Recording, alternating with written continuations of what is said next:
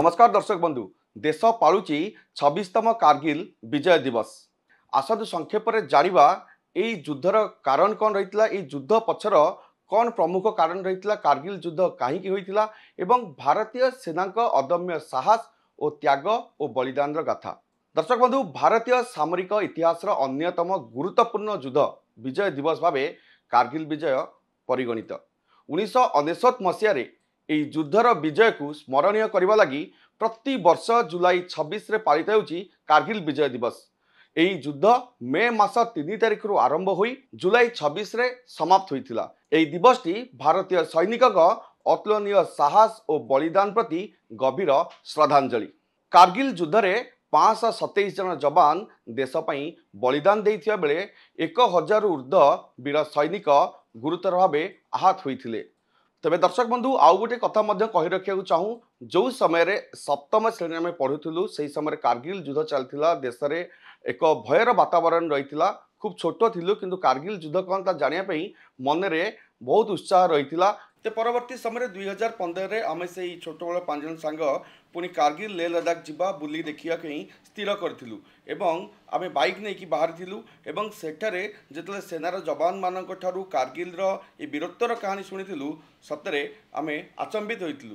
तबे आसन नजर पकाइबा केमिति होइतिला युद्ध आ काहेकि होइतिला युद्ध आ भारतीय सेना किपरि सेठारु विजय लाभ कला। दर्शक बंधु, प्रति वर्ष जेतेबेले शीत ऋतु आसी थाए से समय पहाड़र शिखर गुड़िक बरफावृत होता है। तो टाइगर हिल कथा कहवा सेठारे मध्य भारत और पाकिस्तान सेना निज निज पोस्ट रे मुतयन थांती। शीत आसवा पर बरफावृत हुए पहाड़ गुड़िक सेठारे रहिबा संभवपर होई न थाए। सही समय पाकिस्तान सेना तार पाददेश को चली जाए, अपर पक्षे भारत सेना कारगिल पाददेश को चली आसता है। मात्र 1969 मसीह जो घटना पाकिस्तान जो मंद बुद्धि प्रयोग करिथिला, एक कुचक्री खेल खेलिबा आरंभ करिथिला, जेतेबेले मकसद पाकिस्तान किछि भिन्न रहिथिला।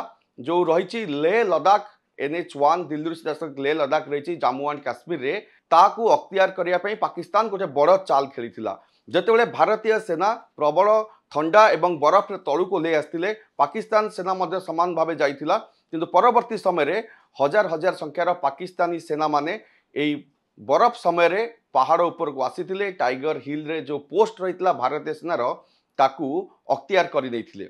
परवर्ती समय जेतेबेले बरफ खसीथिला अर्थात एप्रिल मे मास आसीथिला, से समय कारगिल अंचल निकटस्थ अंचल जो माने रही पशु चराली छेली बा तांकर अन्यान्य गृहपालित पशु को लेकिन पहाड़ को जाती से माने प्रथमे सुराग पाइथिले एवं भारतीय सेनार गुइंदा विभाग को इने खबर देइथिले जे भारतीय पोस्ट गुड़िकरे से माने शत्रु देशर सेना को देखा पाउछंती। यह सुनिया परे जहाँकि भारतीय सैन्य माने जेतेबेले टाइगर हिल अभिमुखे बाहरी थिले, पाकिस्तान सेना आखि बुझा गुड़ीगोड़ा वर्षण करिथिला। पाकिस्तान मंद उद्देश्य स्पष्ट भाव जना पड़ जाइथिला। यापर भारतीय जवान माने गुली गोड़ा तोप सहित युद्ध जंत्रांश को पहाड़ उपर को राता राति निज कांधरे अदम्य साहस सहित बोहिबारे लागी पड़ते। आउ तापरे आरंभ हो जाइथिला कारगिल युद्ध। ऑपरेशन विजय नाम प्राय 2 मास धरी ए युद्ध चलता। भारतीय सेना से मानकर वीरत्वर परिचय दे आम देशर सीमारू पाकिस्तानी सेना को घोड़ाइबा सहित टाइगर हिल और टोलोलिंग भली प्रमुख शिखर गुड़िक पुनर्बार निज अख्तियार को आनीथिला।